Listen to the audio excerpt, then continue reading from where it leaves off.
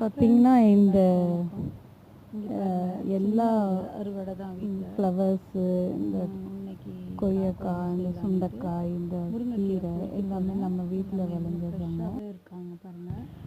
இதை காலையில் பறித்து கீரை தோட்டுறதுக்கு, சுண்டைக்காய் காரக்குழம்பு வைக்க, பூ தொடுத்து தலையில் வச்சுக்க, இந்த செம்பருத்தி, நாட்டு செம்பருத்தி அதை கொஞ்சம் காய வைக்கிறதுக்காக நாட்டு செம்பருத்தி, கனகாமரம், செம்பருத்தியை காய வச்சு கலெக்ட் பண்ணி வச்சுருப்பேன். இதில் வித்தியாசமாக ஒரு பூ இருக்கு பாருங்க, அது பறித்து நந்தியாவட்ட பூன்னு சொல்லுவாங்க நினைக்கிறேன். அது நம்ம நைட்டில் தூங்குறச்ச இந்த பூவை கலெக்ட் பண்ணி வச்சுருந்து 2 கண்ணு படுத்தோன்னா குளிர்ச்சியாக இருக்கும் கண்ணுக்கு. அந்த பூவை கண்ணில் கட்டி காட்டன் துணியால் ஒரு 10 நிமிஷம் காலவர வச்சோன்னா ரொம்ப கூலிங்காக இருக்கும், கண்ணுக்கு அவ்வளோ நல்லதுங்க.